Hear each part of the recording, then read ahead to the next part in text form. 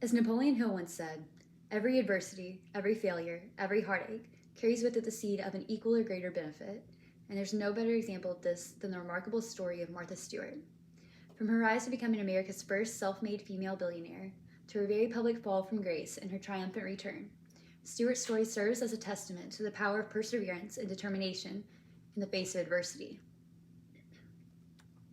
Hi, my name is Alexandria Preston, and today I'd like to tell you all about Martha Stewart. From her early rise to fame, to her public downfall, to the successful empire she's created today. As a future marketing student, I found her comeback both fascinating and beautiful. I've always been curious to know just how she managed to rise to success, not only once, but twice. I researched this topic extensively through the Academy of Achievement and Investopedia, and my aim is to provide you with a deeper insight into Martha Stewart's remarkable career and innovative business acumen. You might be wondering, what does Martha Stewart's life story have to do with me? Well, in order to answer that, let me first ask you something else. What would you do in the face of adversity? Would you utilize your hardships to propel your success? Martha Stewart is a prime example of doing just that, despite the many challenges she's faced. Even after a stint in prison, instead of letting the whispers of the world, the media, or even her own mind get to her, she used these obstacles as fuel to reinvigorate her business and launch herself and her company to new heights.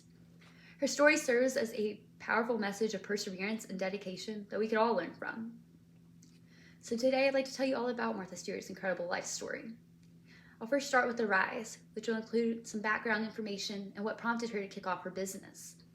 The fall will detail the insider trading scandal of 2004 and how, despite maintaining her innocence, this beloved personality ended up behind bars.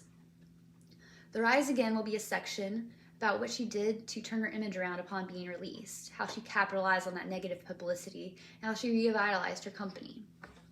All these points will illustrate just how powerful her resolve was in the face of it all. So let's begin with the first main point, the rise. Martha Stewart was born Martha Kostra into a Polish-American family in New Jersey in 1941, where she grew up very close to her 5 siblings and where her parents taught her a lot of what helped make her a household name: gardening, sewing, cooking, and the like. At 13, she began a successful modeling career that helped her parents pay their bills while she was in high school. Being an excellent student awarded her a partial scholarship to Barnard College, where she met her husband, Andrew Stewart. After taking some time off, she eventually got her degree in architecture before having their daughter and switching gears to become a stockbroker. About 5 years later, they moved to Connecticut, where she renovated the famous Turkey Hill farmhouse, which would go on to showcase her design and decor skills. In 1976, she decided to run a catering business with her friend Norma Collier out of its basement. When Alan Merkin suggested to her at a book release event that she was catering that she should write a book, she did, and released Entertaining in 1982, which revitalized the way people entertained out of their homes. This saw quite the lifestyle career, and over the next 5 years, Martha Stewart released more cookbooks and began making regular appearances as a magazine contributor and as a guest on television shows such as The Oprah Winfrey Show. She went on to make a deal with Time Incorporated to release her own magazine, and while it was initially supposed to only be a quarterly installment, the public loved it so much that they began releasing it every single month. Despite her immense success, she didn't have any ownership over her materials, though. She set out to rectify this, and she did, placing it all under the name of Martha Stewart Living Omnimedia. 2 years later, she took her company public, and in 1999, she became America's first self-made female billionaire in just one day.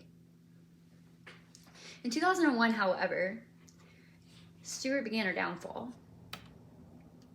Reports came about that in December of that year, Martha Stewart sold her stocks in the biopharmaceutical company called Imclone, after allegedly receiving a tip from the CEO at the time, Sam Waxel. This happened just one day before the FDA pulled the plug on their cancer drug, Erbitux, which caused their stocks to plummet and Martha Stewart to be accused of insider trading. In 2003, following a lengthy process and trial, she was indicted on 9 separate charges, including making false statements and obstruction of justice, but none of them were insider trading. Within the year, she was convicted on all 9. The accusation itself brought about tons of media coverage and negative publicity, but it was nothing in comparison to the barrage of bad headlines that the trial rained down on both her and her company. When people say there's no such thing as bad publicity, well, at the time, Stewart likely would have disagreed. Her sales were dropping, her magazine was faltering, and brand loyalty was at an all-time low. Due to the torrent of terrible news coverage throughout the trial, Martha Stewart, living Omnimedia, announced that Martha Stewart would be stepping down as CEO and chairman. Although she continued to remain on the board, once she was convicted, she stepped down from her position there as well and was only allowed to hold on to the title of founding editorial director. Stewart was effectively losing everything. While the trial was likely overdone and drawn out due to her celebrity, with more of a focus on the consequences of lying rather than any actual crime, the negativity surrounding her name caused Martha Stewart, for all intents and purposes, to be ruined. Despite maintaining her innocence, the 62-year-old lifestyle guru ended up with a 5-month prison sentence, followed by 5 months of house arrest, something even Stewart herself did not see coming. But what would surprise her even more is what happened next. While she was in prison, her company decided to sign a deal with NBC's Mike Burnett to create The Martha Stewart Show, which would be taped in front of a live studio audience and serve as the catalyst for her grand return. Upon getting released, she immediately got back to business and was awarded a second television program, The Apprentice, Martha Stewart.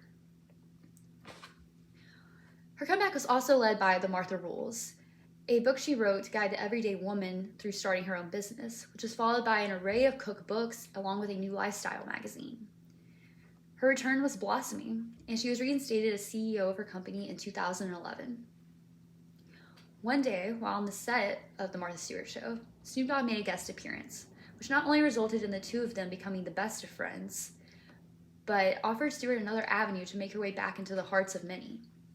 The two of them created Martha and Snoop's Potluck Dinner Party, a variety show that aired on television for years and was hugely popular.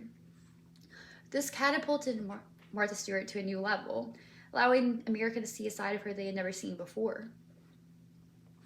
Martha Stewart has since sold Martha Stewart Living Omnimedia in a deal that was valued at $353 million, and has since directed her business interests elsewhere, namely a Canadian cannabis company called Canopy Growth, in which she is an investor or resides on the board as an advisor.